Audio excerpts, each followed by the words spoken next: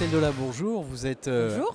avec nous à Patrimonia. Vous êtes présidente de Private Corner. Alors, Private Corner, c'est une plateforme, mais c'est quoi exactement et quel est son objectif premier? Donc Private Corner, en 2 mots, c'est une société de gestion dont l'objectif premier est de faire parler 2 mondes qui ne se parlaient pas jusque-là. Celui des sociétés de gestion qui s'adressent historiquement à des investisseurs institutionnels et celui des professionnels de la gestion de patrimoine dans le cadre de la diversification du patrimoine de leurs clients sur le non-coté. D'accord. Très bien. Alors, la situation actuelle économique fait qu'on a l'impression que les particuliers sont un petit peu plus réticents sur le private equity d'une certaine façon. La hausse des taux, il y a naturellement beaucoup de questions. Est-ce que vous avez ce sentiment? Est-ce que c'est perceptible via votre plateforme? Alors, la collecte reste globalement très dynamique. Aujourd'hui, chez Private Corner, on a 250 partenaires qu'on accompagne depuis maintenant près de 3 ans. Leurs clients sont toujours très intéressés à diversifier leur patrimoine sur la classe d'actifs. On constate un léger pas de côté, mais assez légitime, puisque aujourd'hui, il y a 3 ans, on est arrivé dans un marché où on était les premiers, les seuls à proposer cette typologie d'investissement de cette manière-là. Il y a de plus en plus d'acteurs, donc assez naturellement, ils prennent le temps d'analyser les différentes offres, les différents positionnements. Néanmoins, nous, on constate toujours un intérêt fort sur la classe d'actifs, et qui plus est aujourd'hui, où justement, c'est le bon moment, dès lors qu'on s'inscrit dans du temps long, d'aller investir dans cette classe d'actifs qui s'est rationalisée sur les derniers mois. Merci. Alors, on évoque la démocratisation du private equity.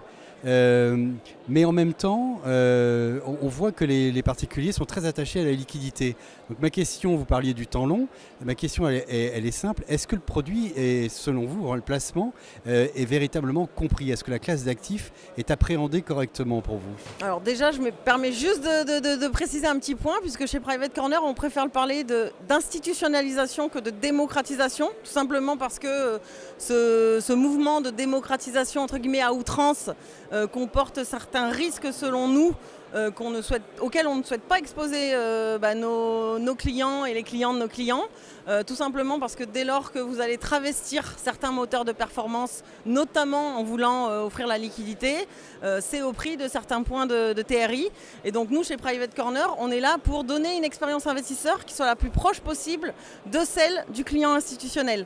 Donc effectivement, ça veut dire qu'on doit s'inscrire dans du temps long, puisqu'il faut prendre le temps d'investir au bon moment, de créer de la valeur aux côtés des entrepreneurs qui sont accompagnés par les fonds que l'on est amené à sélectionner chez Private Corner, et de cristalliser cette valeur au bon moment, quand c'est le bon moment de vendre. Alors donc, justement, cette liquidité... La liquidité, aujourd'hui, elle est possible par le biais d'un mécanisme de rachat de parts en secondaire. Et notamment aujourd'hui, c'est des choses qu'on propose sur la plateforme de Private Corner, mais qui ne sont pas très publicitées, parce qu'on joue ce rôle important de pédagogie aux côtés de nos distributeurs pour qu'eux-mêmes puissent transmettre les bonnes pratiques de l'industrie à leurs clients, et qui comprennent bien justement les risques associés à leur investissement et les modalités de fonctionnement inhérentes à la classe d'actifs même, qui est le non-coté. D'accord.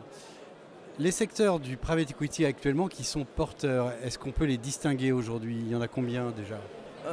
Alors chez Private Corner, on est amené à faire tout ce qui est private assets, donc du private equity, du growth au buyout, en passant par le co-investissement et le secondaire. Donc aujourd'hui, c'est vrai qu'en private equity, le secondaire est très très porteur, mais néanmoins, donc ça c'est une stratégie de fonds de portefeuille que viennent agrémenter nos distributeurs en allant choisir certaines stratégies donc additionnelles par rapport au secondaire ou au co-investissement. Et puis ensuite, on va faire tout ce qui est infrastructure ou encore dette privée. Donc dette privée, on prend le temps de sélectionner les bons fonds, en tout cas ceux qui nous semblent être les plus à valeur ajoutée dans le contexte que l'on connaît sur ces derniers mois. Donc c'est une offre qui va arriver sur la plateforme début 2024. Néanmoins, on a 2 autres stratégies sur l'infra qui sont, nous semblent très défensives dans le contexte inflationniste que l'on connaît, et malgré tout essentielles aussi au financement de l'économie, à la souveraineté énergétique. Donc on a un fonds d'infra sur tout ce qui est greenfield, adaptation au changement climatique, et financement des énergies renouvelables. Et on a un fonds pour le coup qui finance des actifs Brownfield qui expose à la stratégie d'Antin Infrastructure Partners 5. D'accord. Et ma dernière question, est-ce que vous avez entendu parler de ce capital investissement local qui correspond finalement à une demande ou une aspiration des investisseurs de savoir où ils investissent? Est-ce que c'est quelque chose qui est également perceptible chez vous? Alors effectivement, il y a 3 ans, quand on a lancé Private Corner, on se disait que c'était une vraie quête des investisseurs finaux d'aller financer les sociétés localement. Finalement, après 3 ans, on se rend compte que ce qui les importe, c'est d'avoir de la transparence sur les investissements qui sont financés par les fonds que l'on est amené à proposer sur la plateforme, mais pas nécessairement localement, hein, aussi bien nationalement qu'à l'échelle internationale.